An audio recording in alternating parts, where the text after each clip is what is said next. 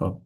Bugungi darsimiz iqtisodiyot nazariyasi fanining predmeti va o'rganish usullari deb nomlangan dars bo'ladi. Bu kirish darsimiz. Shu nuqtai nazardan o'zi fan nima haqida, uni qanday o'rganamiz, qanday metodologiyalar bor, qaysi adabiyotlardan foydalanamiz va hokazo masalalarni ko'rib chiqamiz.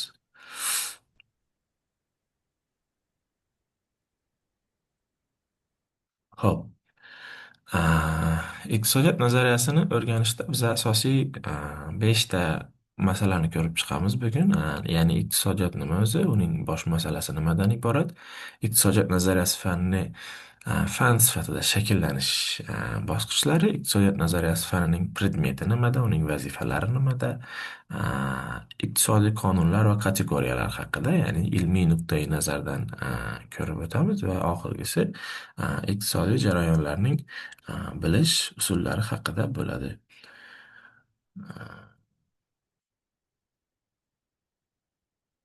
Ho'p, demak, adabiyotlarga keladigan bo'lsak, oldin yuridik adabiyotlardan boshlaylik.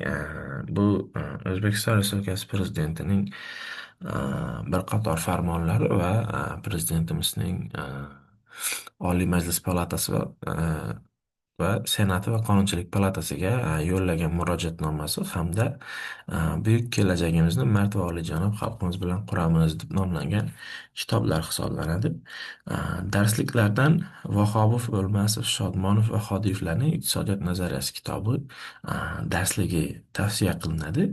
Shu bilan birgalikda o'zlarimizni vohadan bo'lgan Tangribergan Do'stjanov va San'at Salayevlarning iqtisodiyot va tadbirkorlik asoslari deb nomlangan o'quv qo'llanmasini ham o'rganish maqsadga muvofiq bo'ladi. Bundan tashqari xorijiy adabiyotlardan McConnellni Economics 17 jildi hamda Gregory va Mankyu'ni Principles of Economics 7 jildi va Paul Samuelson'ni Economics 19 jildini o'rganish ham maqsadga muvofiq bo'ladi. Qo'shimcha tarzda ma'lumotlarni olish uchun ma'lum bir internet saytlaridan foydalansak bo'ladi. Ularni ham siz hozirda shu taqdimotda ko'rishingiz mumkin. Bu O'zbekistonning Statistika qo'mitasi undagi normalar haqidagi sayt, Moliya vazirligimizning sayti, Iqtisodiyot vazirligimizning sayti, xalqaro savdo va xalqaro fondlarning O'zbekistondagi filiallari bo'yicha saytlari misol bo'la oladi bu saytlarga. Xo'p, endi darsimizga o'tsak. O'zi iqtisodiyot nima va uning bosh masalasi nimadan iborat? Bitta mashhur ta'rif bor iqtisodiyot nazariyasi haqida. Bunda iqtisodiyot nima degan savolga bu iqtisodiyotni cheklanmagan ehtiyojlarni cheklangan resurslar bilan qondirishga urinish deb ta'rif beriladi. Bu eng nima desam universal ta'rif, chunki asosiy iqtisodiyotning bosh masalasi aynan shu ta'rifga borib taqaladi. Bunda asosiy maqsad nima bu ta'rifdan demak desak, iqtisodiyotni o'zi paydo bo'lishi va borligini izohlaydigan tushuncha hisoblanadi bu ta'rif. Ya'ni tasavvur qilaylik, agar bizda hamma narsa bo'lsa va hamma narsa cheksiz mavjud bo'lganida edi, hech qanday iqtisodiyotni keragi bo'lmas edi, chunki iqtisod qiladigan sabab bo'lmas edi. Agar hamma narsa bo'lish o'rniga umuman hech narsa bo'lmasa, unda yana iqtisodni keragi bo'lmas edi, chunki taqsimlanadigan yoki ulashiladigan hech qanaqa ne'mat yana mavjud bo'lmagan bo'lar edi. Masala shundaki, resurslar, ne'matlar, boyliklar bor, lekin ular chekli. Ya'ni ularni optimal taqsimlash, aql bilan ishlatish zaruriyati paydo bo'ladi. Shu nuqtai nazardan ham iqtisodiyot bor. Demak, bir so'z bilan aytadigan bo'lsak, iqtisodiyotning bosh masalasi bu taqchillik hisoblanadi. Ya'ni nimanidir mavjudligi va uni qattiq chegaralanganligi. Bu siz bilan bizning hayotimizdagi ne'matlarga aynan tegishli hisoblanadi. Endi iqtisodiyotni rivojlanish darajalariga keladigan bo'lsak, keyinroq hali chuqurroq to'xtalamiz. No, qisqacha aytadigan bo'lsak, ikki nuqtai nazardan iqtisodiyot paydo bo'lishi haqida gapirishimiz mumkin. Birinchisi falsafiy mantiqiy nuqtai nazardan, bunda qachon iqtisodiyot paydo bo'lgan degan savolga to'xtaladigan bo'lsak, unda insoniyat birinchi marta aytaylik nimanidir terib olib qornini to'yg'izgan bo'lsa, qolgan qismini terib keyinroq yeyman deb olib qo'ygani yoki bo'lmasam qandaydir o'ljani ovlab go'shtini joyida yegan bo'lsa, qolgan go'shtini keyinchalik o'sha iste'mol qilish uchun o'zi yashaydigan g'origa yoki kulbasiga yoki yana qayergadir olib ketishi zahotida iqtisodiyot paydo bo'lgan deymiz. Ya'ni iqtisodiyot insoniyat paydo bo'lishi bilan bir vaqtda yaralgan deb qaraladi. Agar uni ilmiy nuqtai nazardan ilm fan sifatida qachon shakllangan degan savol beradigan bo'lsak, bu endi sal aniqroq savol. Unda buni javobi miloddan avvalgi 427-yilda Ksenofont ismli grek faylasufi yozgan kitobdan boshlangan desak bo'ladi. U Aykos Nomos yoki bo'lmasam Ekonomiya nomli kitob yozgan va bu kitobda asosiy urg'u o'sha uy xo'jaligi ishlarini yuritish va unda uy xo'jaligida qullarni qanday ekspluatatsiya qilish bo'yicha ko'rsatmalar berganligi bilan ajralib turadi. Shundan ham bilishimiz mumkinki, biz o'sha ko'radigan iqtisodiyot tug'ilgan davrni asosiy g'oyaviy oqimi bu qulchilik tizimi hisoblanadi. Bundan tashqari bir qancha arab mamlakatlari mutafakkirlarni ham iqtisodiyot bo'yicha qilgan ishlari bor. Bular haqida chuqurroq iqtisodiy ta'limotlar tarixi fanida tanishib o'tasiz. Qisqacha qilib aytadigan bo'lsak, arab leksikoni o'zida iqtisodiyot degani biron narsani tejash yoki tejamkorlik bilan foydalanish degan ma'nolarni beradi. Shundan iqtisodiyotning yana bir tom ma'nosi yoki asosiy tamoyili tejash prinsipi ekanligi kelib chiqadi.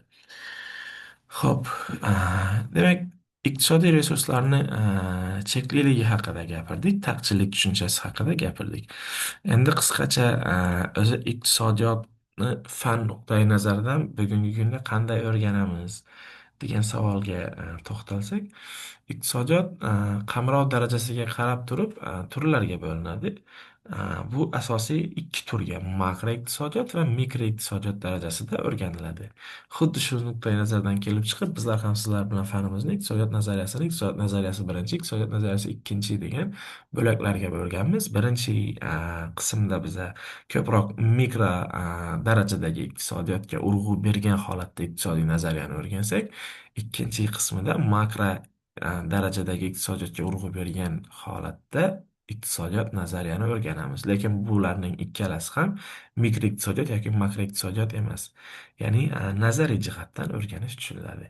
Iqtisodiyotning o'ziga keladigan bo'lsak, u jahon iqtisodiyoti, milliy iqtisodiyot, tarmoqlar iqtisodiyoti, oila iqtisodiyoti, korxona yoki firma iqtisodiyoti, mintaqa iqtisodiyoti va oxirgi kunlarda mashhur bo'lib tanilayotgan iqtisodiy turlardan ekoiqtisodiyot yoki bo'lmasam atrof muhit iqtisodiyoti va bundan tashqari raqamli iqtisodiyot deb nomlangan iqtisodiy fanlarga bo'linishini misol qilib aytsak bo'ladi. Endi iqtisodiyotni iqtisodiyot ekanini aniqlashda bizga yordam beradigan asosiy nimalar bor, bosqichlar bor. Bu iqtisodiyotning fazalari deb aytiladi. Bu bosqichlar yoki fazalar yana iqtisodiyotning asosiy funksiyalari hamdir. Iqtisodiyotning qancha funksiyasi bor degan savolga javob har doim bir xil to'rtta funksiyasi bor deyiladi. Bular ishlab chiqarish, taqsimlash, ayirboshlash va iste'mol qilish jarayonlari hisoblanadi. Har birisi bilan hozir chuqurroq tanishib o'tamiz. Demak, ishlab chiqarish. Bunda jamiyatda mavjud bo'lgan va jamiyatda mavjud bo'lish, ya'ni umuman yashash va rivojlanish uchun zarur bo'lgan har xil hayotiy ne'matlarni yaratish yoki bo'lmasam biron bir mahsulot yoki xizmat ishlab chiqarish jarayoni hisoblanadi. Bunda barcha tovar va xizmatlar ishlab chiqarish jarayonida yaratilishi sababli u takror chiqarishning asosiy va boshlang'ich fazasi hisoblanadi. Agar ishlab chiqarilmasa, taqsimlanadigan, ayirib boshlanadigan va nihoyat iste'mol qilinadigan hech qanday narsa bo'lmaydi va o'z-o'zidan hech qanday iqtisodiyot ham paydo Bo'lmaydi. Ah, Taqsimot. Bu ishlab chiqarish omillari va ularning iqtisodiyotdagi turli qism va subyektlarga natijalarini taqsimlash hisoblanadi. Ishlab chiqarish omillari nima degan savol paydo bo'lishi mumkin. Bu haqda sal chuqurroq keyinroq to'xtalamiz. Umuman olganda, ishlab chiqarish uchun kerak bo'ladigan nimanidir taqsimlash deb hozircha tushunganlaringiz ma'qul. Bu bosqichda eng avvalo ishlab chiqarish vositalari, ya'ni kapital, mehnat resurslari va boshqa resurslar turli tarmoqlar, sohalar, hududlar va nihoyat korxonalar o'rtasida taqsimlanadi. Bundan tashqari ishlab chiqarish natijasi bo'lgan tovar va xizmatlar va ularning pul ko'rinishidagi daromadlari ham taqsimlanadi. Bunda masala nimada bo'lyapti? Aytaylik, qandaydir resurs bor. Bu yerda suv resursi bo'lsin. Suv resursini taqsimlash kerak.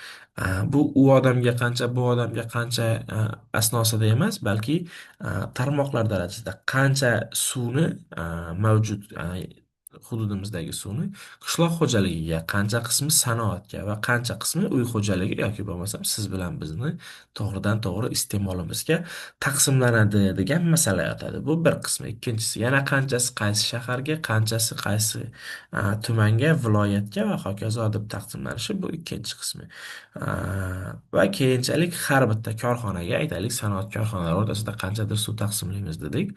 O'shandan har bir shaharga yana qanchadir limit berdik. Shahar ichidagi har bir korxonaga qaysi birisiga qancha iste'mol qilishga yoki bo'lmasam iste'molining maksimal limiti qanchadan o'tmaslikka yana taqsimlash yoki kvotalar qo'yish, bu aynan shu taqsimlash funksiyasiga kirgan bo'ladi. Suv o'rniga xohlagan ne'matingizni qo'ysangiz masala o'zgarmaydi. Xo'p, endi ayirboshlash funksiyasi. Ayirboshlash bu jamiyat a'zolarining iqtisodiy faoliyat turlari yoki ishlab chiqarish natijalari bo'yicha ma'lum bir o'lcham yoki qiymat birligi asosida o'zaro almashish jarayoni hisoblanadi. Ko'pchilik talabalarda muammo bo'ladi. Ayirboshlash funksiyasi va almashish tushunchalarini ajratib yuboradi. Shu yerda bir narsani eslatib o'tmoqchiman. Akademik tilda yoki har qanday ilm fanga tegishli bo'lgan ilmiy tilda ma'nodosh so'zlar mavjud bo'lmaydi. Har bitta so'z yoki har bitta termin qandaydir bitta tushunchani, ma'noni anglatadi va bitta terminga bir qancha ma'no bo'lmaydi. Xuddi shu yerda ham ayirboshlash boshqa narsa, almashish boshqa narsa. Ular ma'nolash sifatida qarala olmaydi.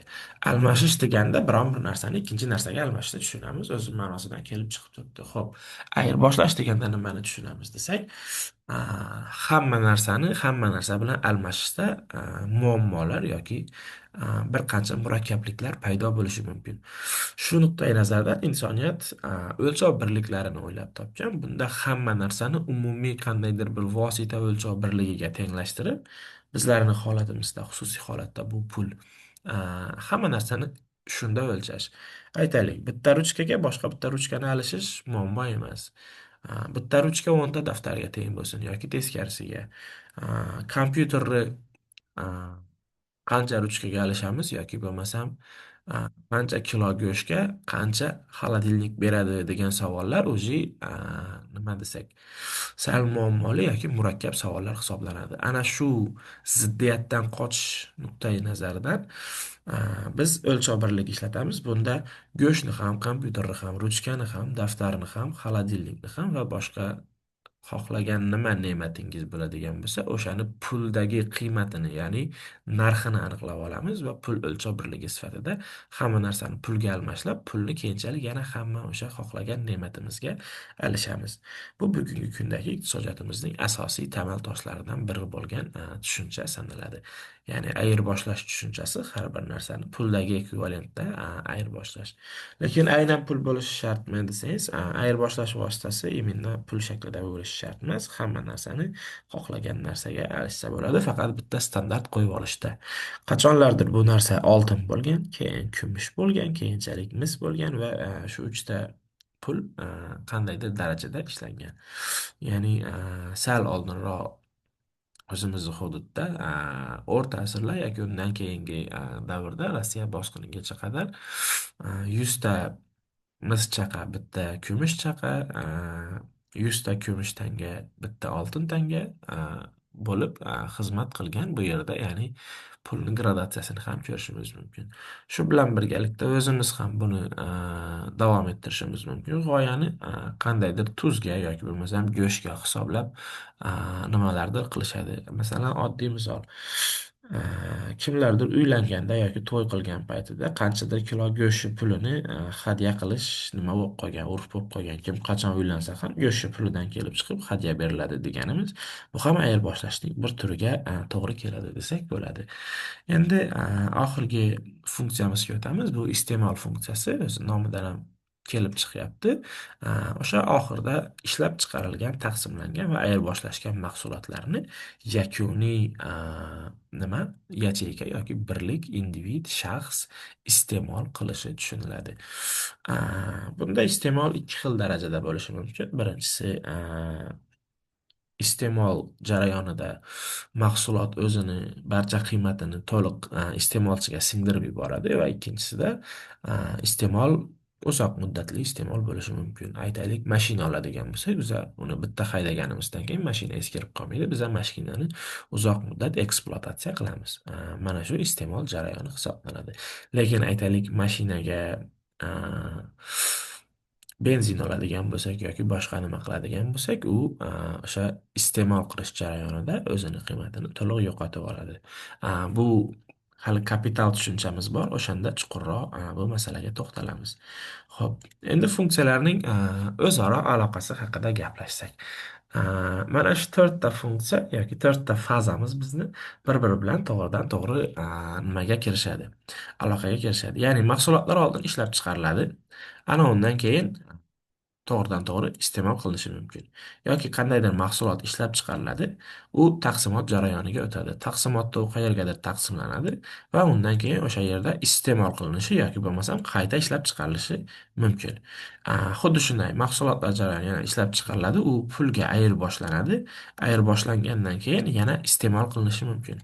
Yoki ayirboshlagandan keyin yana qayta ishlab chiqarish jarayoniga kirib, qayta ishlab chiqarilib, undan keyin yana yoki taqsimot yoki ayirboshlash yoki to'g'ridan to'g'ri iste'mol jarayoniga o'tishi mumkin bo'ladi. Sal murakkabroq tuyulayotgan bo'lsa, kelinglar misollar bilan ko'rib chiqsak. Masalan, ishlab chiqardik biza paxta.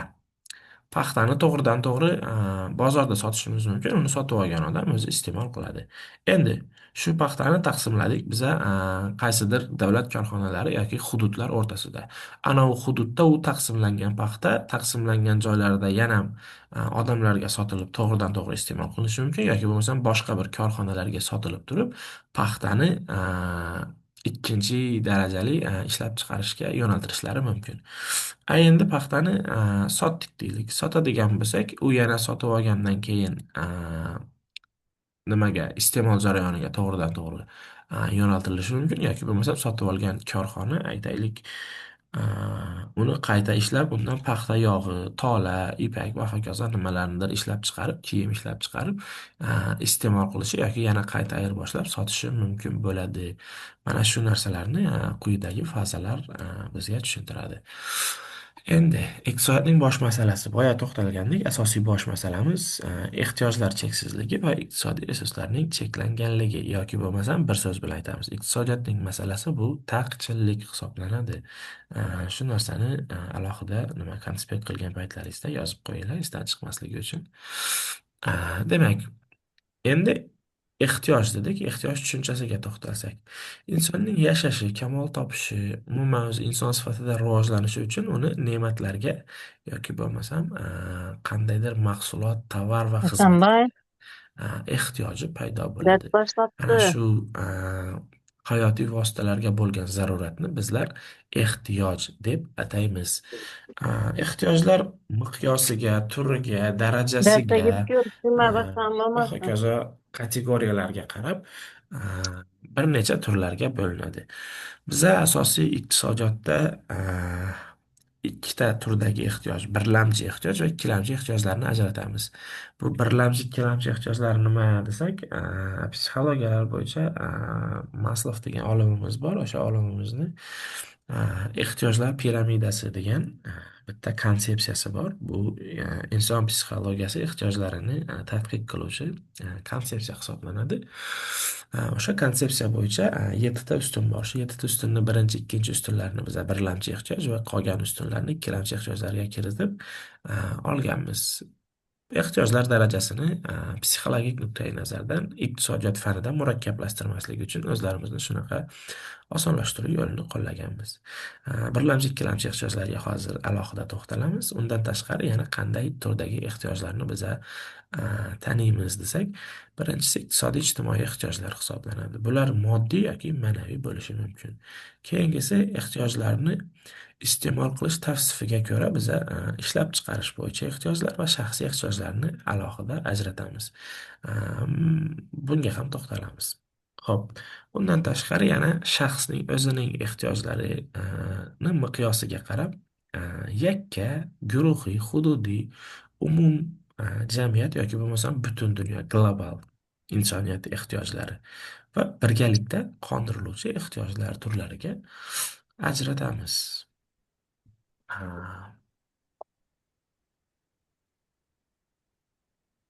endi sal oldinroq gaplashgandik.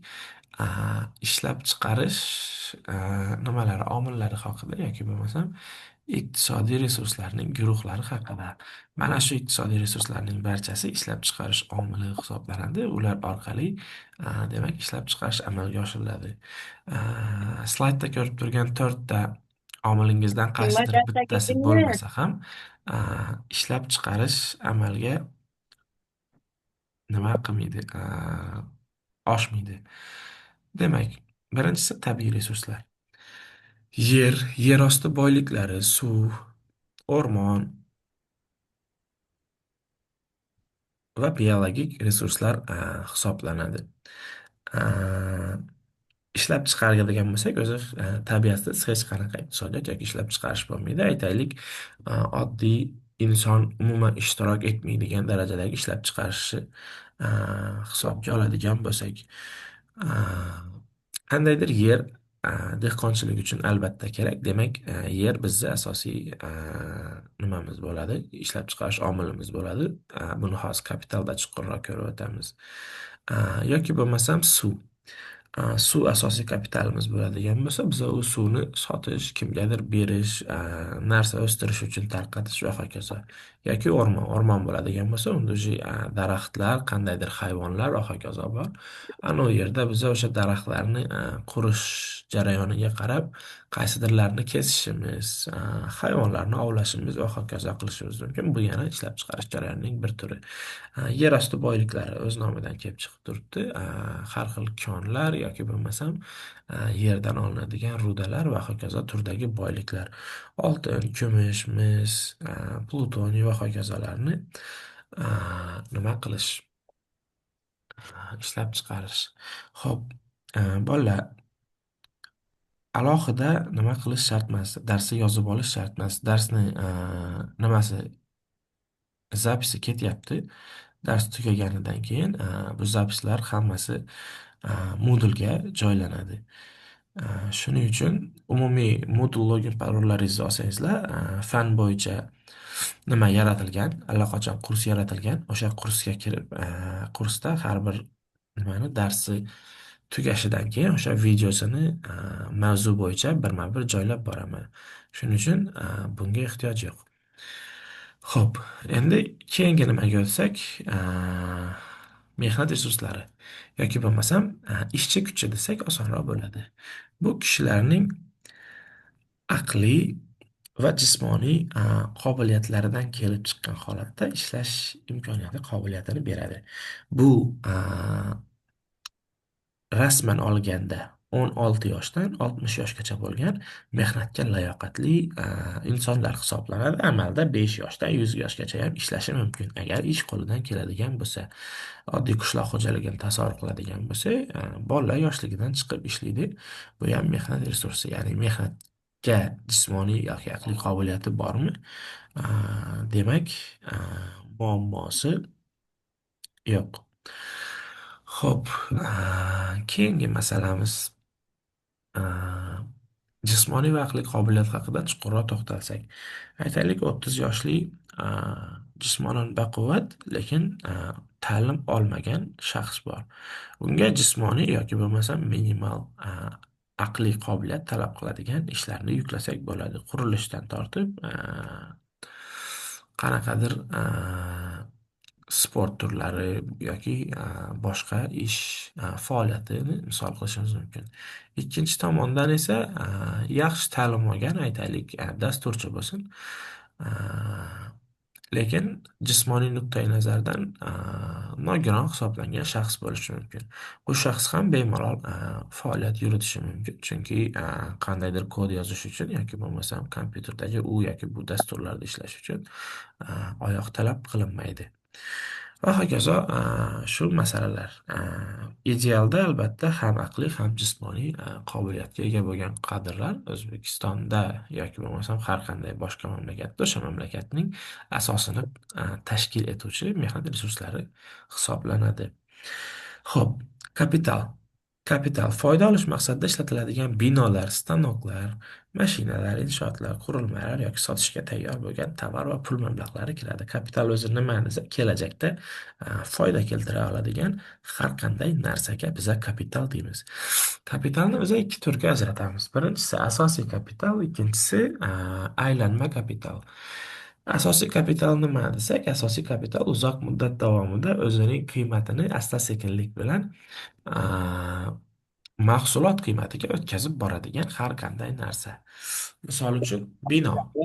Bino bu kapital. U yerda ishlab chiqarish, tashkil qilish mumkin. Lekin bino yildan yilga asta-sekinlik bilan eskiradi. Hech qanday bino 10 ming yillab, 100 ming yillab turmaydi. Qaysidiri 10 yil, qaysidiri 1000 yil turishi mumkin. Lekin a, qaysi biri bo'lishidan qat'iy nazar, yillar davomida u eskirib boradi va ma'lum bir vaqt davomida uni albatta ta'mirlash kerak. A, Endi ikkinchisi xomashyo bo'la qolsin. Bu paxta resurslari bo'lsin yoki bo'lmasam un, yog', shakar va hokazo bo'lsin. Ishlab Chinbaysankidan chiqarish rivojlantirish jarayonida ularning qilyapti-ku. bo'lishi ham bu kapital hisoblanadi va bu kapital o'zining qiymatini ishlab chiqarilgan mahsulot qiymatiga to'liq ko'chirib o'tkazadi. Yoki oddiy so'z bilan aytadigan bo'lsak, biz non yopsak, non yopganimizdan keyin na sut va na un qoladi.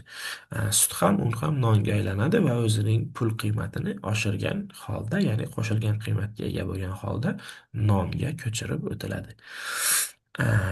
Kelinglar bir qancha misollarda yana ko'rib chiqadigan bo'lsak. Taksi. Mashina bu yerda asosiy kapital hisoblanadi, benzin bu yerda aylanma kapital hisoblanadi. Yoki bo'lmasam, morojniy yetishtirmoqchimiz. O'sha morojniy ishlab chiqaradigan frezer apparat asosiy kapitalimiz. Sut, shakar va hokazo nimalar, masalliqlar aylanma kapitalimiz hisoblanadi. Xo'p, kimnidir mikrofonini o'chiring deyishyapti. Shohid Ikromov hozir.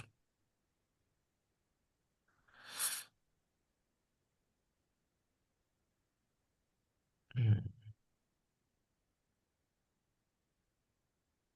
Manda ko'rinishicha hamma mikrofonlar o'chgan, по-моему. Hasanboyniki bor ekan. Hop,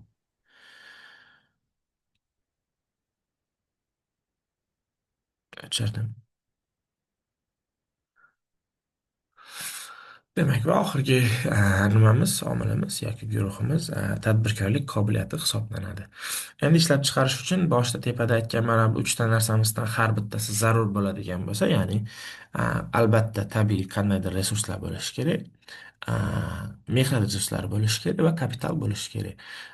Lekin bularni bo'lishi hali ishlab chiqarishni amalga oshirishga nima bo'lolmaydi, kafolat bo'lolmaydi. Chunki eng asosiysi tadbirkorlik qobiliyati bo'lishi kerak. Tadbirkorlik qobiliyati nima desak, bu kishilarning ishlab chiqarish va xizmat ko'rsatish jarayonlarini tashkil etish va boshqarish qobiliyati deyiladi.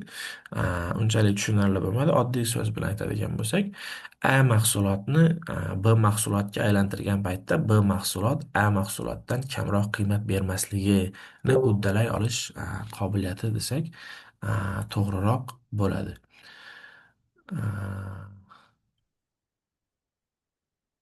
Oddiy misol. Biza non yopmoqchimiz. Aytaylik, unga 1 kilo un va qanchadir miqdorda aytaylik, so'mlik sut ketadi. Umumiy 1 kilo un bilan sutni miqdori 50 ming so'm bo'la qolsin.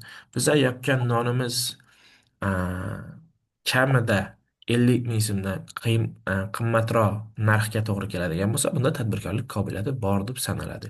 Chunki biz 50 ming so'mlik mahsulotni 60, 70, 80, 100 ming so'mlik mahsulotga aylantirdik. Agar 50 ming so'mlik mahsulotni o'sha sut, unni olib turib, uni yopgan noningizni 45 mingga sotsangiz, bu yerda tadbirkorlik qobiliyati yo'q. O'z-o'zidan bunaqa ishlab chiqarish ham tashkil qilish iloji yo'q deb qaraladi. Nimaga iloji yo'q? Zarariga ishlasa bo'ladi-ku desa, qanchagacha ma'lum bir vaqtdan keyin baribir bu narsa yopadi yoki bo'lmasam iqtisodiyotning asosiy tamoyillaridan biri tejamkorlik tamoyiliga to'g'ri kelmayapti. Chunki ko'proq narsadan biz kamroq narsa hosil qilyapmiz, ma'lum bir narsalarni yo'q qilgan holatda.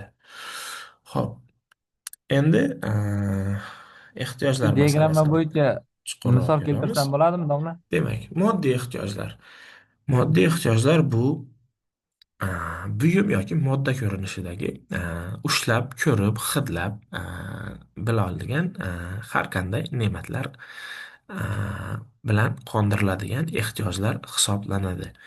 Ma'naviy ehtiyojlar esa insonni shaxs sifatida kamol topishi, dunyoqarashi, ma'naviy shakllanishini taqozo etadigan har xil nomoddiy ne'matlar bilan yopiladigan ehtiyojlar sanaladi. Chuqurroq to'xtalishdan manimcha ma'no yo'q. Qo'lingiz bilan ushlab ko'ra olsangiz, bu narsa moddiy. Agar ushlab ko'ra olmasangiz, bu ma'naviy nima bo'ladi? Ne'mat bo'ladi. Lekin shu yerda bir narsani ajratib o'tmoqchi edim. A, Ne'matlar turiga ko'ra ikkiga emas, to'rtga bo'linadi. Bular moddiy ne'matlar, ma'naviy, uzr, ne'matlar demadim.